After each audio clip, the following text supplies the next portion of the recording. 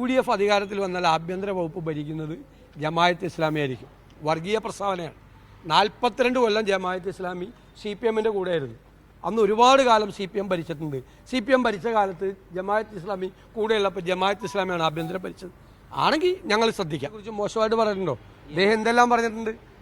എന്നെ ഊളംപാറയിൽ അയക്കണമെന്ന് പറയും. കേരളത്തിലെ പ്രതിപക്ഷ നേതാവിനെ ഊളംപാറയിൽ അയക്കണം എന്നൊരാൾ ഒരു സമുദായ നേതാവ് പറയുമ്പോൾ ഞാൻ അതിന് മറുപടി പറയുന്നില്ല.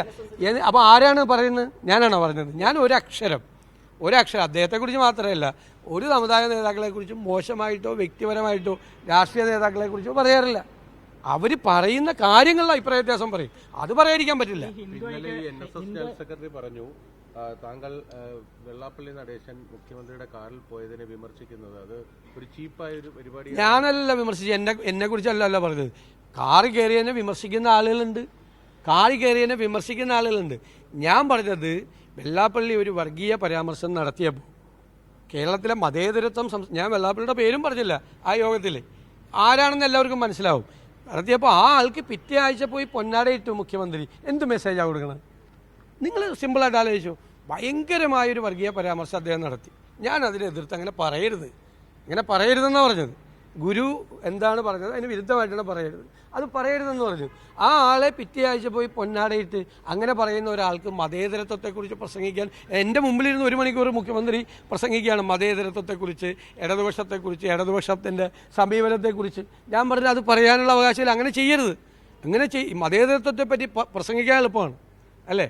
എന്നിട്ട് ഇങ്ങനെ ചെയ്യരുതെന്ന് പറഞ്ഞു. സംഘപരിവാറിൻ്റെ വഴിയിലൂടെ പോകണം. AK ബാലൻ്റെ പ്രസ്താവന, ഞാൻ പറഞ്ഞ BJPക്കാർ പ്രസ്താവന കണ്ടു. ഇത് ഇന്നും രാജീവ് ചന്ദ്രശേഖരൻ്റെ ഒരു പ്രസ്താവന ഞാൻ കണ്ടു. BJPക്കാരത് പണ്ടുപോലെ ചെയ്യുന്ന നമുക്കൊരു വിസ്മയമില്ല. പക്ഷേ CPM പോലത്തെ ഒരു പാർട്ടി അതിൻ്റെ നേതാവും എന്താ പറഞ്ഞത്? UDF അധികാരത്തിൽ വന്നാൽ ആഭ്യന്തര വകുപ്പ് ഭരിക്കുന്നത് ജമാഅത്ത് ഇസ്ലാമി ആയിരിക്കും. വർഗീയ പ്രസ്താവനയാണ്. 42 കൊല്ലം ജമാഅത്ത് ഇസ്ലാമി CPMൻ്റെ കൂടെയായിരുന്നു. അന്ന് ഒരുപാട് കാലം CPM ഭരിച്ചിട്ടുണ്ട്.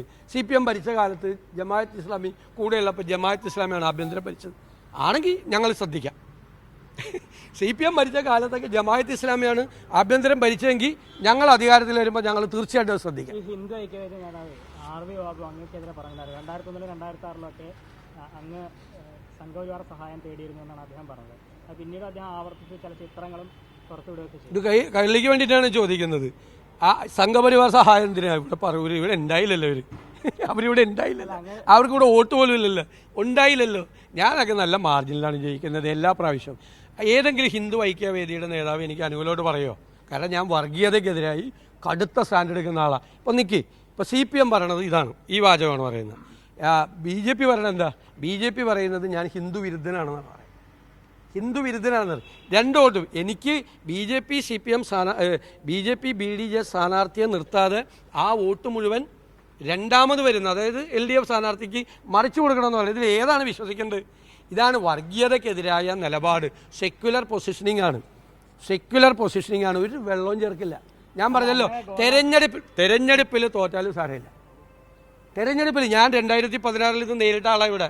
അന്ന് ഞാനൊന്ന് പറഞ്ഞു, മുന്നിൽ നിന്ന് വെട്ടേറ്റ് മരിച്ചാൽ വീരാളി പട്ട് പുറച്ച് കിടക്കും വർഗീയതയുമായിട്ടുള്ള പോരാട്ടത്തിൽ. ഇവിടെ പ്രസംഗിച്ച ആളാണ് ഞാൻ പറയണ കേക്ക് നിങ്ങൾ. കൈരളിക്ക് എന്താ എത്ര ധൃതി?